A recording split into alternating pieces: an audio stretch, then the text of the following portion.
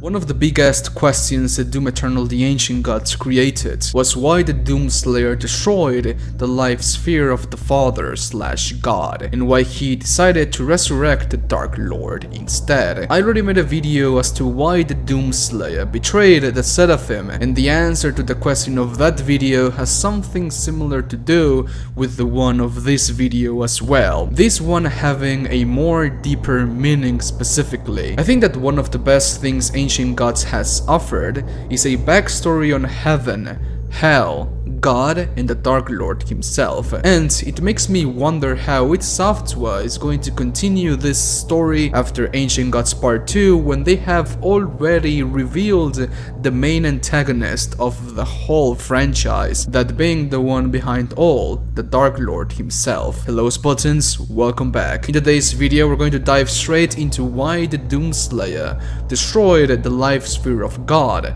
sentencing the Father to forever be denied a physical body and be suppressed to a mere essence within Erdek. If you like Doom Eternal and want to know everything about the franchise, subscribe, click the bell to get all future videos, and leave a huge like. Let's get this video to 5,000 likes for the Doomslayer.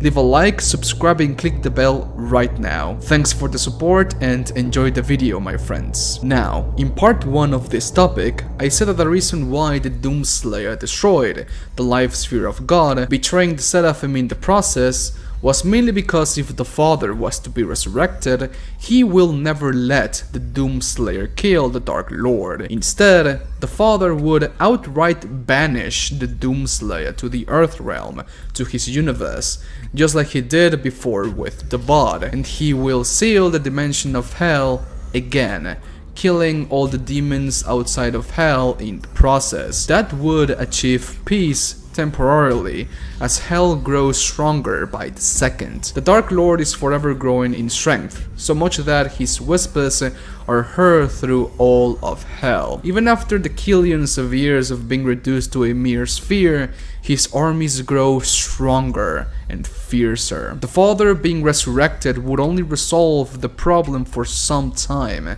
Eventually, all Hell will break loose again, and another age of darkness and fire will dread upon our known universe. With the betrayal of the Father, the bod, the primeval/god in charge of safeguarding the dimension of Jakar, became furious, so much that he bent all of the people of Jakar to his will. He became a ruthless ruler, one that had a single goal: to consume everything and absorb his creator. The Dark Lord twisted and corrupted the people of Jakar and the dimension itself so much that through the passage of millennia, it became a hellish landscape. Hellish creatures morphed and created with one purpose alone, and that was to kill and end it all. Even so, the demons feared the mark of the beast, that being the mark of the Slayer, which in turn came to be the mark of the primeval. The Dark Lord was the first one to bear this mark, and when the street radio priest said that the demons feared the mark of the beast, ironically that meant that they feared their ruler, the Dark Lord. It's not like they didn't fear the Doomslayer. Of course they do. While the Dark Lord was sealed on a sphere, the Doomslayer was spreading fear and powder into the demons of Hell. The demons both fear the Slayer and the Dark Lord. They fear the Slayer because he will kill any demon spawn that stands on his way, and they fear the Dark Lord because he will kill whoever doesn't share his same goal, that being consuming everything and his father. The Dark Lord, in his never-ending quest to consume his father, he consumed other lesser gods from other realms. I would assume that some of those gods were from the Tenus realm, where the Doom Hunters or the Agadon's Hunters originate from, and from the Titans realm, where the Titans originate from as well. According to the Codex of Ancient Gods, for you to consume or absorb the essence or power of another entity or god, you need to be strong enough to withstand the sudden surge in power. If I had to put an example of this, it's like when a normal human wears the Mjolnir armor from Halo. The body of the human is just not strong enough to withstand that amount of power. Or when a normal human sits on the golden throne of the emperor of mankind. They are reduced to dust because of how much power it is needed to withstand the golden throne. Shout out to Malkador the Sigillite for being an absolute badass. Going back to the Dark Lord, the Father denied for too much time the increase in power of the Dark Lord and what Jekad was going to become eventually, that being hell. It is said that the Father is all-wise, that he knows everything, and that he can even foresee things in the future at will. So he would know that the Dark Lord would consume the power of other gods in the multiverse, and he will become too strong, too fierce, too powerful to be contained safely and securely.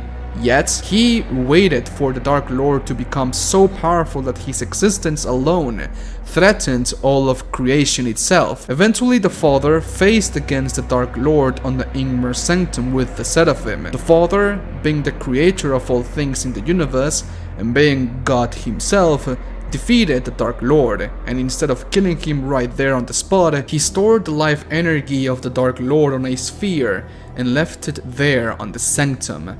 The Seraphim, the right hand of God, and his most loyal servant, begged the Father to end the life of the Dark Lord right then and there. He became too powerful, too dangerous to be kept alive. He needed to die right there on the spot, for the sake of creation and for the sake of his own life. The Dark Lord's ultimate goal is to consume the power of the Father, and that's why the Seraphim wanted him gone. He became very much a great threat for the lifespan of the Father, and if he wasn't dealt with, the Father would be at risk. The Father says that only another primeval or something even more powerful can defeat the Dark Lord.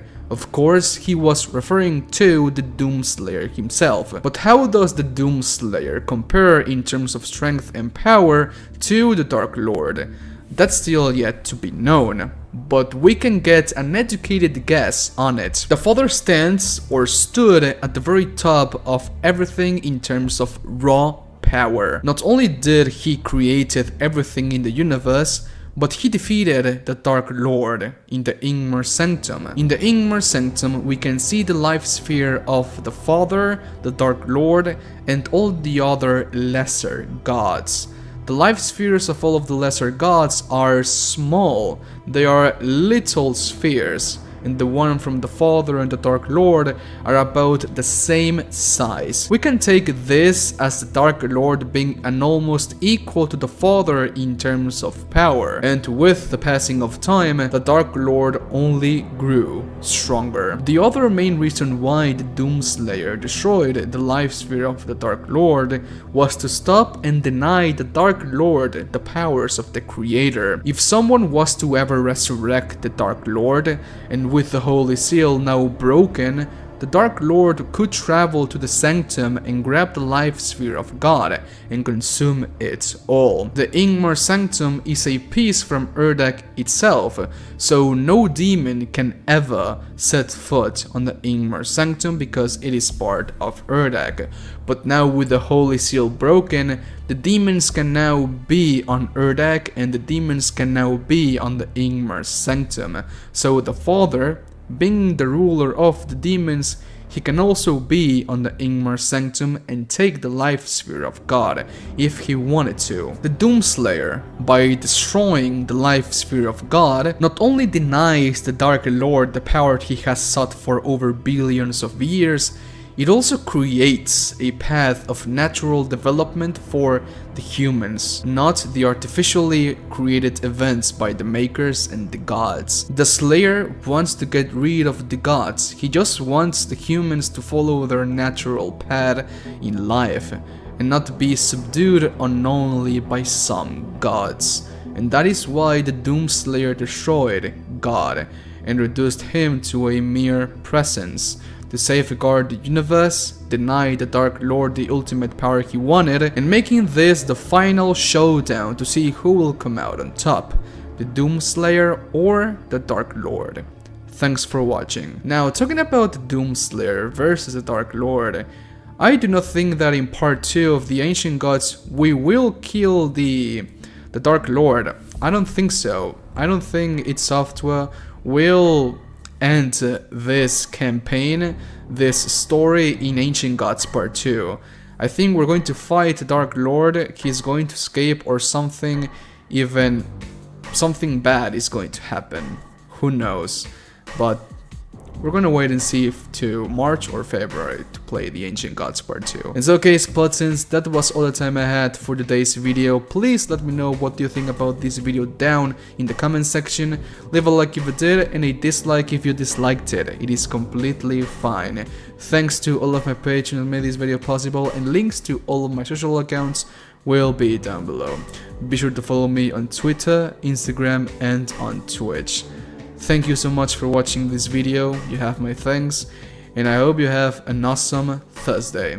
Adios, bye.